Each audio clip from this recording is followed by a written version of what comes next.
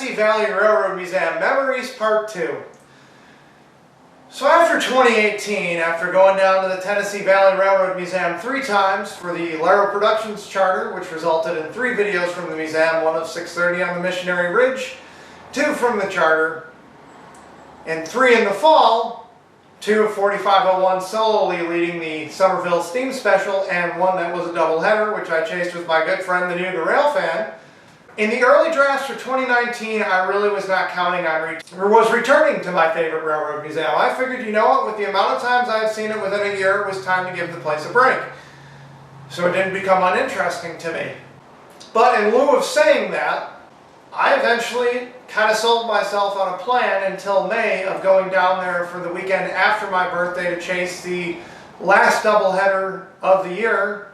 And I had a few other ideas thrown into it when Trains Magazine announced the Grand Canyon Railway 29 photo charter. So I did not end up going there in 2019, which was kind of a big mistake on my part because they have not had a Somerville Steam Special since.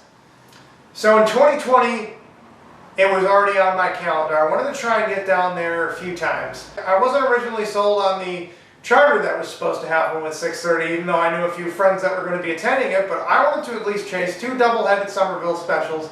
I wanted to chase 1 solo with 4501, and I wanted to get another Missionary Ridge video. I have no idea how I was planning on really doing my original 2020 plan. And then we all know what happened. March, the world shut down.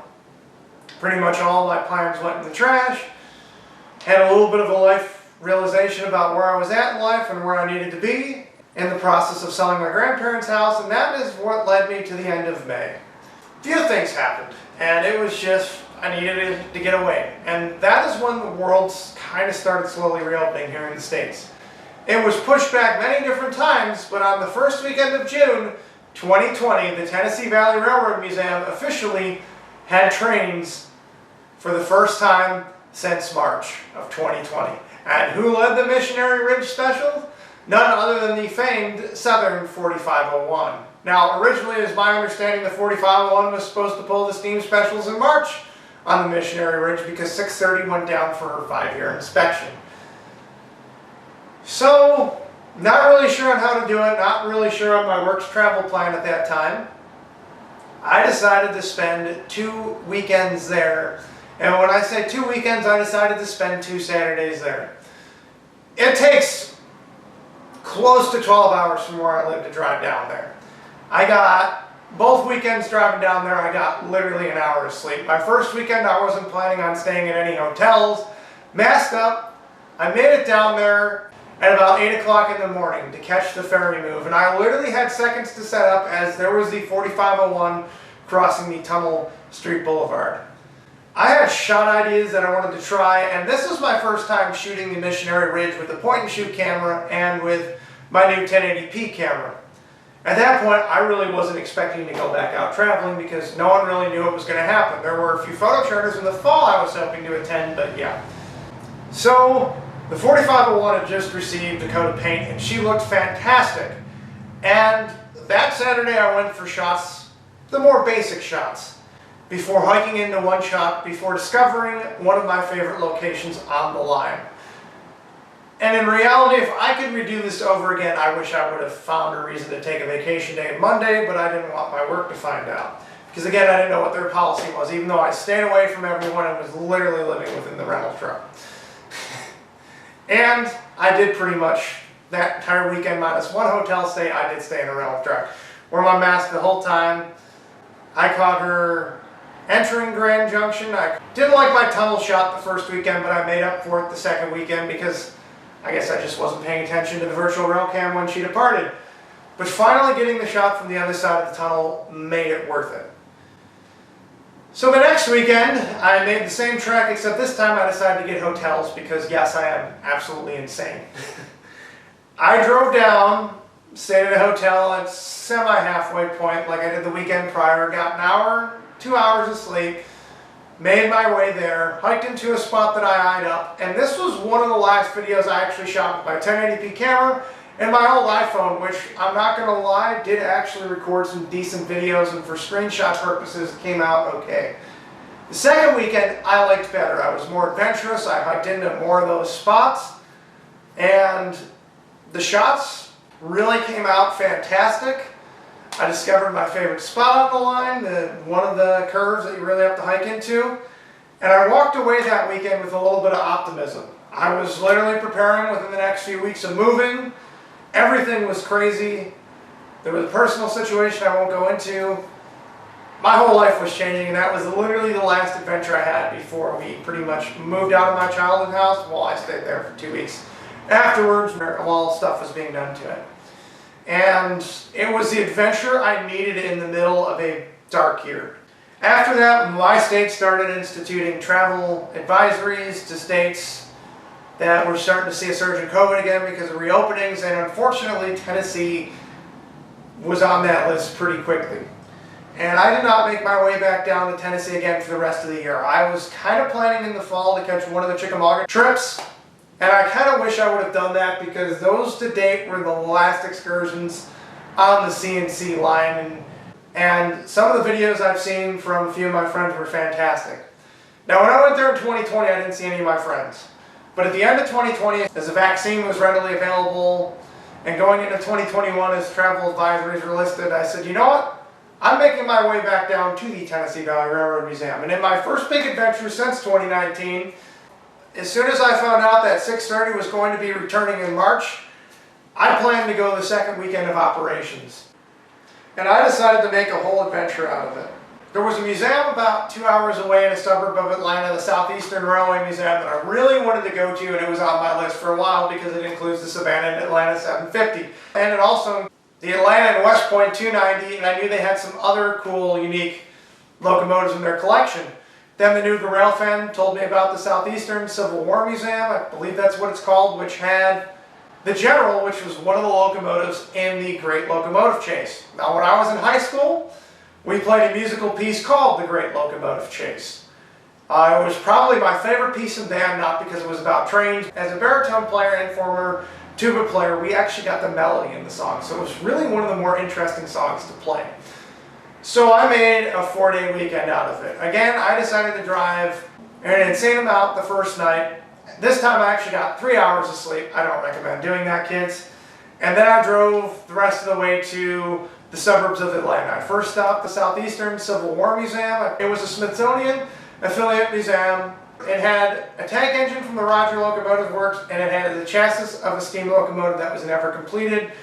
And it had a lot of artifacts on the Civil War, which I did think was cool. And then, of course, there was the General.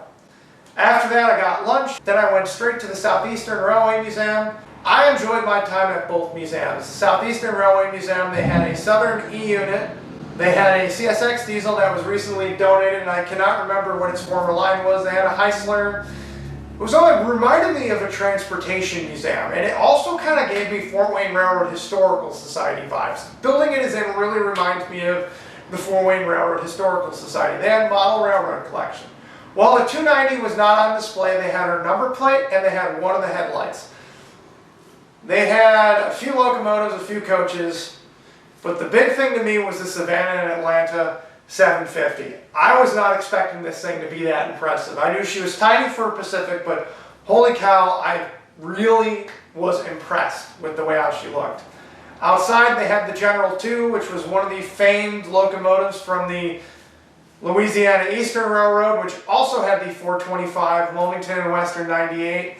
And there's another locomotive I know that was there right now that the name is escaping me. And then a few things outside, and then I pretty much called it a day and drove back to Chattanooga. The next 2 days, I would chase the Southern 630 with my friend the Nuga Rail Fan, Lane's Trains, WA Rail Fan Productions is his name on Instagram. Stephen Sane Rail Fan Productions was there, and that's all I can really pull off the top of my head right now for who I ran into that day.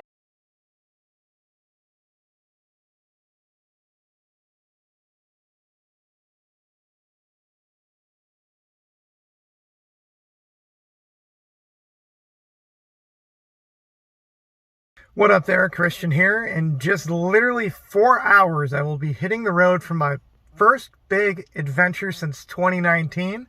And I'm pretty sure most of you already know where I'm going, especially with the title. But I'm just excited to get back on the road, and I'm excited to finally go somewhere other than Pennsylvania or the Northeast. So stay tuned. I'm currently somewhere in Ohio, refueling and ready to get back on the road south. This was my only pit stop tonight other than getting White Castle.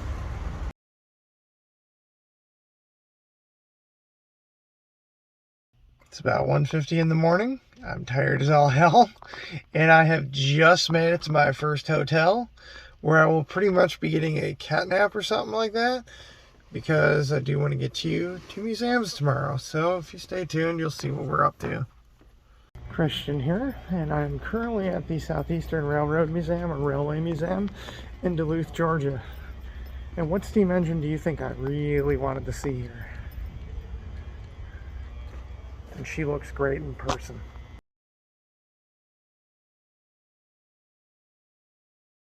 Christian here. I actually got some sleep last night, but I'm currently awaiting the Southern 630's ferry move here at Stevens Street and hoping for a fun day.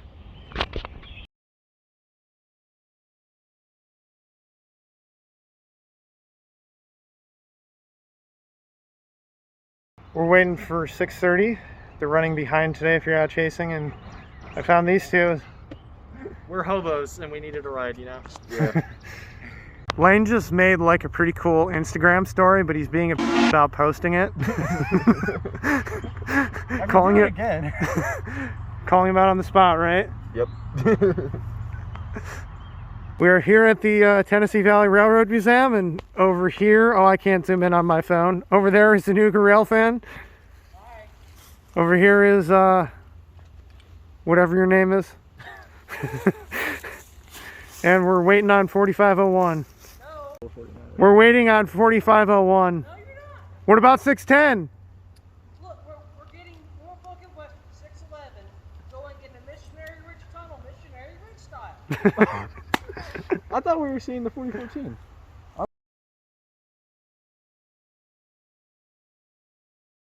Good morning, all. Last day of vacation. Well, I mean, I have tomorrow off, but I'll be home tomorrow. But I'm currently set up in the woods, waiting Southern 630. Currently waiting on 630 to depart one last time. Going to get 2 shots, and then I cannot wait to do the probably 11.5-hour car ride home. But we'll see how long it takes tonight.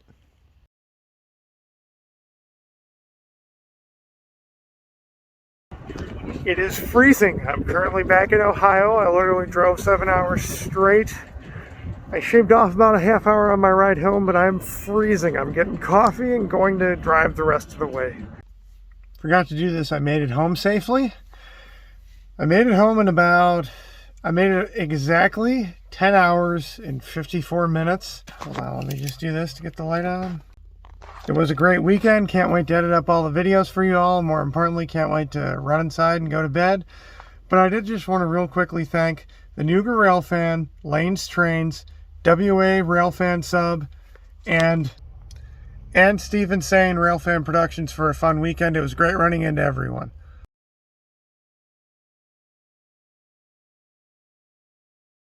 .630 was fitted again with the famous Virginia and Southwestern 3-chime, which that really sounded great. Now, ever since I made plans to go back to Tennessee Valley Railroad Museum for the first time in 2017, first time in over 22 years, I really wanted to hear a steamboat whistle on the 630. The first time I saw her, she had a Crosby 3-chime on her. Second time I saw her, she had a variant of a Nathan 6-chime on her, which was not the Central Georgia whistle. I forget which whistle it was. I think that Nathan 6-chime I heard on her in 2018, and this steamboat whistle really sounded fantastic on her. The day started out with rain, and over the course of 2 days, we would get a mix of sunny and damp weather, and there was a camera scare when I hiked into one of the spots. I thought I dropped my battery pack. Big thanks to Lane's Trains and WA Railfan for helping me find that. And for 2 days, I chased the Southern 630, getting angles that I'd seen before, angles that I had wanted, including her on my favorite curve there, getting shots of her on the other side of the tunnel, And it was really a fantastic adventure for my first big adventure of 2021. Now, my next big adventure wouldn't happen until August, but that really left me in a good mood for the year. It was the break from Strasbourg I needed. Going between a mix, like I said, of basic shots of 630 that I wanted to redo and hiking into a few of the spots, I really thought the video was fantastic. I left then and drove straight home. Don't know how I did it, but I made it home. And that was really my only planned visit to Tennessee Valley Railroad Museum this year. I was not planning another visit to the Tennessee Valley Railroad Museum this year. I wanted to, but I didn't know when to fit it in. Then in late May, early June, I applied for my new job, and over the course of 2 months, I had a few interviews, and then I was told I officially got the new job, and I was finally able to leave my old one. With knowing I was leaving my old one, I wanted to take one last adventure with that company, and that said adventure was to the Tennessee Valley Railroad Museum. Now, I knew I also wanted to combine this in with a museum I've never been to. I was between the B&O Railroad Museum, another Smithsonian Railroad Museum, and the North Carolina Transportation Museum. The more I started weighing out the options, the clear winner was the B&O Railroad Museum because it was closer to home and yeah. So I took a short 3-day adventure. To be fair, I have never actually shot the Tennessee Valley Railroad Museum in the summer months. I did technically shoot the Rail Fest in September, right around probably about 2 weekends within fall, but I never shot her in the summertime like this. I don't remember there being that much growth when I was there. I actually got ticked this time. Like, I actually literally got a tick on me, and knocking on wood, everything came out fine. As usual, I went back in. There were shots that I hadn't gotten of the 630 yet that I got of the 4501 last year. So I wanted to try and redo those shots. There was new angle ideas that I had gotten. And I actually think the August video came out way better than the March video, which if you watch my top 5 favorite videos, it did. The lighting was pretty much sunny the entire weekend, minus a few instances of hazy weather, but I think this was my ultimate Tennessee Valley Railroad Museum video so far. While I was hoping for Summerville excursions this year, there currently is an issue with track, which I'm not going to get into. It's been discussed a few different times, but there's pretty much track damage, and the future of the Summerville Steam Special and the Chickamauga Turn is currently up in the air. I don't know what's going to happen, but one of the things I did discover with the Missionary Ridge Local with going nuts like I did was there is a lot of beautiful shots there, and the locomotives put on a fantastic show. So I drove up to Maryland, which was a lot farther away than what I thought, to finally actually spend some time in the state, well ahead of 1309's debut, and I wanted to go to the B&O Railroad Museum. And the B&O Railroad Museum, for some reason, didn't fulfill my expectations. I don't know why. It wasn't a bad museum. I definitely enjoyed the visit, but it was a lot different than what I was expecting. I got to see the painted in the 1976 U.S. anniversary paint. I got to see the Reading 2101, but it is pretty well hidden. There was a few B&O diesels, there was a few C&O diesels if memory serves correctly, there was a chassis system painted diesel, a Mark painted either E or F unit, which was pretty cool. But inside the actual museum, it is in a roundhouse. What was cool is they had a few replica locomotives and they had a few original locomotives built in the 1800s. They had the William Mason, which was fired up for a movie I saw as a kid, Wild Wild West. Obviously 1309 came from there, but it wasn't there. My friend Toledo Rails wanted me to see a C&O steam locomotive, the 377 I believe, which was noted for working in his neck of the woods, and it was cool. I got to see the other Allegheny that survived, 1604, which is strange to me, which I still just find amazing as that locomotive was flipped on its side in the middle of a flood. They also had the last surviving C&O streamline steam locomotive, the 490. They had the Clinchfield Railroad No. 1, which was used for excursions between 1968 and 1979. I did see through the window the C&O canal they had there, 2705, which is in poor condition. I got to see the B&O 4500, which was the world's first USRA locomotive, and it was a Mikado, a light Mikado. I got to see the B&O Pacific 53,000, the President Washington. And something else to talk about too, one of the things I love about going to the Tennessee Valley Railroad Museum, being in the South, is all the fast food joints. Crystal's, White Castle, Hardee's, and the new Grill Fan definitely showed me some pretty good eating joints. Tennessee Valley Railroad Museum in the future. I can say, unless something changes drastically, I will not be visiting my favorite railroad museum in 2022. Unless the Illinois Central Steamboat whistle goes back on 6:30, or unless a whistle like that goes on 6:30, or unless I actually have time to fit it in my schedule. I'm really toning it back this year, so I don't think you will see either 4501 or 6:30 this year. That being said, that was Tennessee Valley Railroad Museum Memories Part 2, and up next is the Southern 6:30 Director's Cut. Anyhow, I'm Christian, and hope you enjoyed the vlog.